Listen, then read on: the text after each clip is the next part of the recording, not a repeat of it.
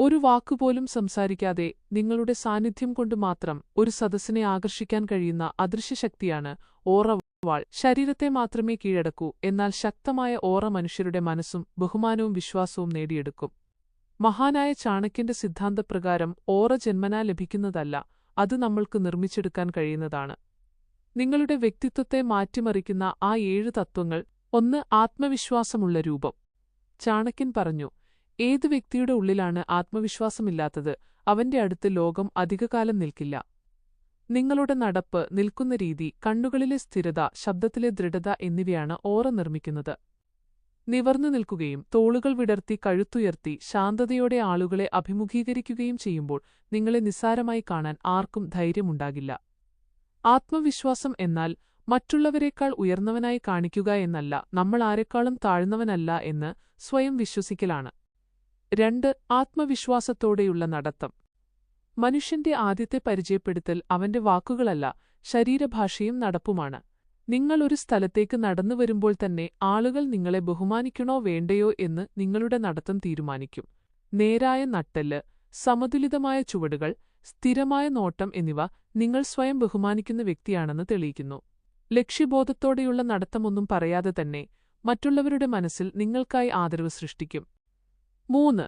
നിങ്ങളെപ്പറ്റി കൂടുതൽ സംസാരിക്കരുത്. അനാവശ്യമായ സംസാരം മനുഷ്യന്റെ ദൗർബല്യത്തിന്റെ സൂചനയാണ്.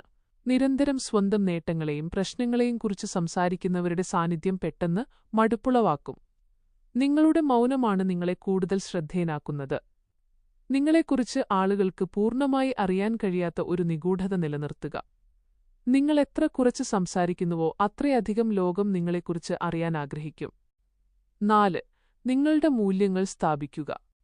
ജീവിതത്തിൽ തത്വങ്ങളില്ലാത്ത വ്യക്തി കാറ്റിലുലയുന്ന ഇല പോലെയാണ്. നിങ്ങളുടെ ജീവിതത്തിൽ ഏതൊക്കെ കാര്യങ്ങൾ സ്വീകരിക്കും, ഏതൊക്കെ കാര്യങ്ങൾ തള്ളിക്കളയും എന്നതിന് കൃത്യമായ അതിരുകൾ വേണം. അപമാനം നിശബ്ദമായി സഹിക്കുന്നവന്റെ ഓറ മങ്ങിപ്പോകും.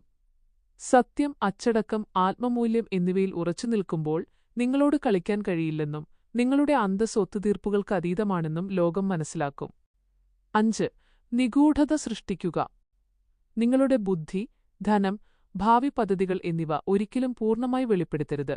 മറഞ്ഞിരിക്കുന്ന ആ ആയുധമാണ് ഏറ്റവും ഫലപ്രദമായത്.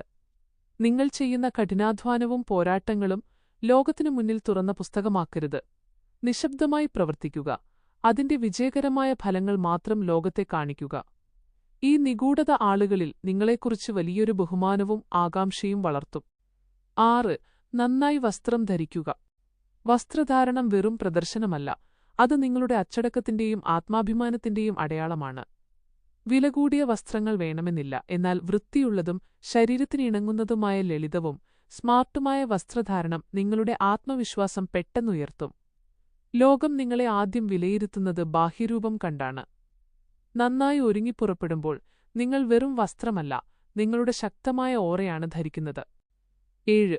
ചിന്താഗതി മാറ്റുക. ഒരു മനുഷ്യൻ മനസ്സിൽ സ്വയം എങ്ങനെ കരുതുന്നുവോ അവൻ അതുപോലെയായിത്തീരും.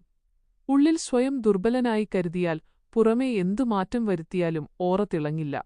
ഞാൻ ശക്തനാണ്, എന്റെ ആത്മവിശ്വാസം അചഞ്ചലമാണ് എന്ന് ചിന്തിച്ചു തുടങ്ങുമ്പോൾ നിങ്ങളുടെ പെരുമാറ്റത്തിലും മാറ്റം വരും.